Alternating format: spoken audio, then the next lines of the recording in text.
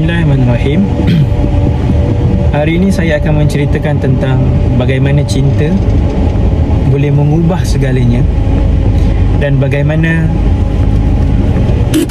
kasihnya Allah mengampuni dosa hambanya dengan mendatangkan bencana ataupun kesusahan.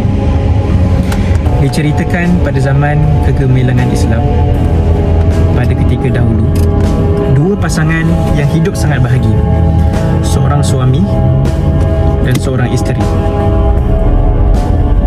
Sang suami menasihati sang isterinya dengan berkata, di antara tanda-tanda bahawasanya Allah mencintai hambanya atau Allah mengampuni dosa hambanya adalah dengan Allah mendatangkan kepadanya penyakit, kesusahan, cubaan, supaya sang hamba ni dapat mengadu kepada Tuhan akan masalah, kesedihan, bencana yang dialami, supaya Allah SWT menjadi tempat untuk dia bergantung harap.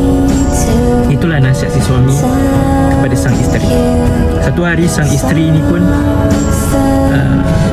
bertanya kepada suaminya, kamu ingin sesuatu? Sang suami pun berkata, aku inginkan air. Dan isterinya pun keluar untuk mencari air.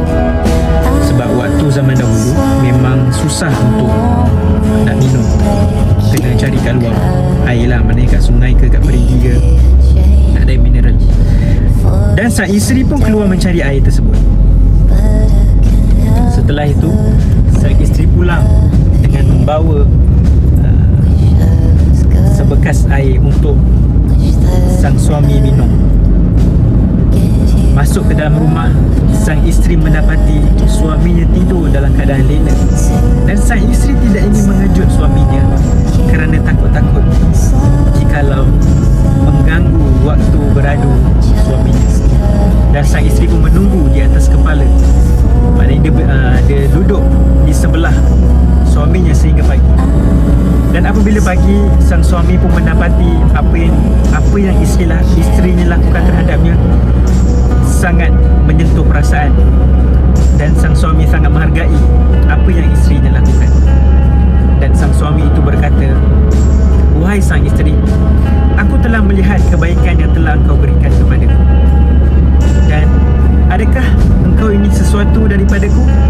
Emas, wang, dinar, apa-apa bentuk kebahagiaan yang boleh membuatkan engkau, wahai isteri, gembira dengan.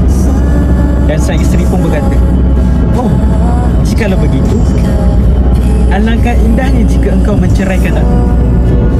Mendengar jawapan itu, sang suami pun terkejut dan berkata, dalam banyak-banyak permintaan, kenapa permintaan ini yang engkau inginkan?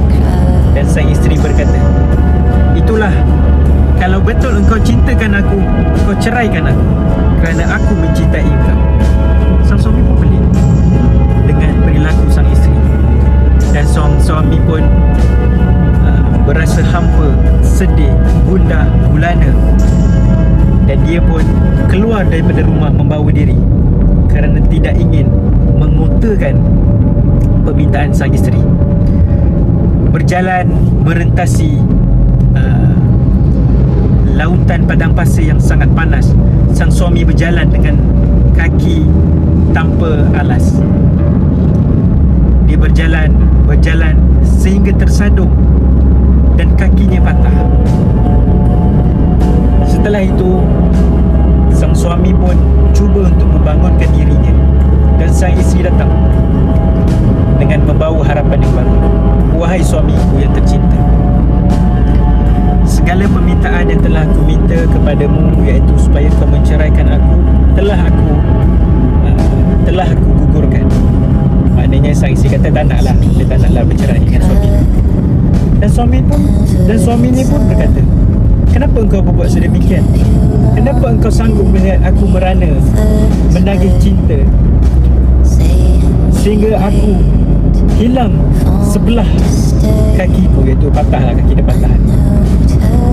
Dan jawab si isteri, sesungguhnya waktu dulu engkau telah meriwayatkan hadis kepadaku. Hadis yang tadi itulah yang bahawasanya tanda Allah cinta seseorang, Allah akan datangkan dia ujian. berkahwin dengan engkau, engkau tidak pernah pun sakit. Dan bagaimana aku ingin mencintai seseorang yang tidak dicintai oleh Allah.